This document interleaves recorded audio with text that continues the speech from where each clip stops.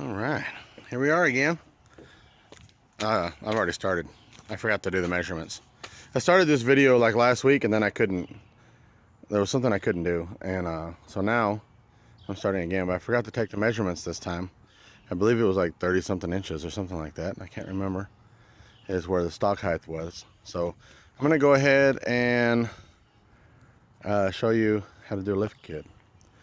I got raised spindles, and I've got some 2.5 to 3 inch spacers for the springs, and we're gonna get in here. So you gotta take off the wheel, of course, and jack it up and get it secure with jack stands. Jack up the wheel. There's 2 Allen head bolts that you got to take out, which I can't remember what this is. And anyway, I can't remember what that is, but you need an Allen head. It's one of the big ones to take those out of the back side of the caliper. The caliper's up there. It's normally right there. So take the caliper off, and then we're gonna go ahead and start getting the rest of these the upper and lower ball joints and all this stuff disconnected. That's what we're gonna do. I think I forgot how to show you guys how to do stuff. We'll make do. All right, just like any other brake job, you got to take, well, it's not a brake job, but you know what I mean. You got to take the what's that? The brake rotor. Damn it. Okay. So on here, we can get it to focus in. There we go. We got to take the there's the dust cap, and then you've got the keeper. You gotta pull that out, and then there'll be a dust or a keeper nut that comes out, and then there'll be a regular nut that comes out, and then a washer that comes out, and then you can slide the whole brake rotor off. Then we're gonna need the dust shield. So there's 3 bolts right here. We're gonna go ahead and take this off. It's easier to do all this with this still on here, so that you don't have to keep moving it around or whatever. That's not what I've always done, but that's what I'm doing this time. So we're gonna take this off and take the other dust shield off. All that bright light. And then we're just gonna take those off, and then the dust shield will come right off of there. And just try and keep all these pieces in order. If you don't remember what order they go in, that way it's easier to put them back on. I use the dust cap, and I'll put the first piece off at the bottom and then just start stacking. That way I know exactly where everything goes. So now I've got the spindle, which that's what this is, called a spindle. I've got the spindle completely stripped. Now I just got to start taking off all this other stuff that's in here, and knock those out. And this also helps to be able to get at the pieces that need to be knocked out of here. So I'm gonna get all those parts done.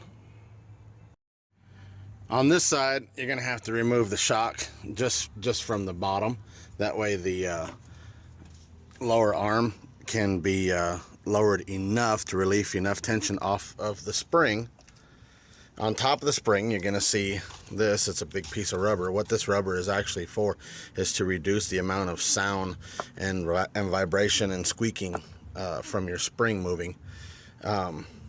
The spring lifter or levelizer is, I got the big one, which is 2 to 3 inches. It's what it ends up bringing it up. And you're gonna have your spring. Now remember, your spring, it ends right here. That ending has to be in this dip in the back of the lower pocket, and then on top, that's gonna go basically right there, like that, right there.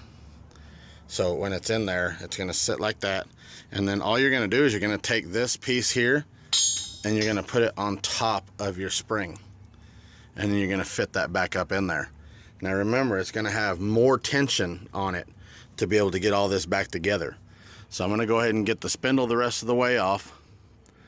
I've got the upper ball joint I still need to release, and I've got the I know what these are called, tie rod ends. I've got all new tie rod ends. I've got new upper and lower ball joints. So I'm gonna do all that all at once so that I can have all new stuff going on here. So anyway, let me get this done, or get this off of here, and then I'll show you the rest. Here I am again.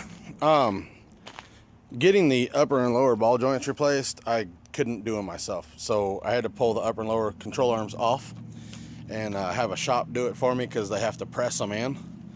So I got all that done. So now I'm over here about to put all this stuff back on. To get those off, it's really easy. There's one big bolt that you take off on this side, that side, and this one drops out, and then you got your two upper bearing or bolts there, and you can pull that whole piece off. So now that I've got that off, I'm gonna go ahead and I gotta grease this, or I gotta get these put on, put that on, and then I'll go ahead and put the brakes back on. And that's where I'm at now. I'm gonna do the tie rods later. Right now I'm just trying to get this back together for now. Yeah, so here we go. All right, today's the next day. We worked on this thing all day yesterday. I'm still having an issue with that front steering part there hitting the rim right on the inside of where the lower ball joint goes, hits the inside of the spindle, so it rubs, but I shaved it down so it doesn't rub anymore. Those are the only issues I had. Getting that spring in there was a pain in the ass. I'm sorry I didn't do any extra videos on that, but now I have a huge rake on the front end. So now I'm gonna have to measure it and figure out exactly where or how much I need to lift the rear end, because that is way too much rake for me. I don't like that. But there it is. There it is, like I just said. I ended up pressing stop. I'll put it back together, but there it is. Sitting 6 inches higher. I have definitely a lot more clearance in the front from where it was. I'll have to measure that. Hopefully this next weekend. I've got this next weekend to work on this, and then we have to go we'll be on our way to Spark, so we got to get everything ready this next weekend for sure. Thank you for watching. Please subscribe if you haven't subscribed already. Sorry about the lack of detail that I did on this video. Subscribe, rate, comment, thumbs up. I've got 2-inch spacers on the way, so I'm gonna kick the tires out 2 inches, and that's about it. See you guys on the next video. Follow me on Tumblr and Twitter and Instagram, Snapchat. Those are all Earth Scraper 69 and Lawrence Falcon Duarte for Facebook. See y'all next go around.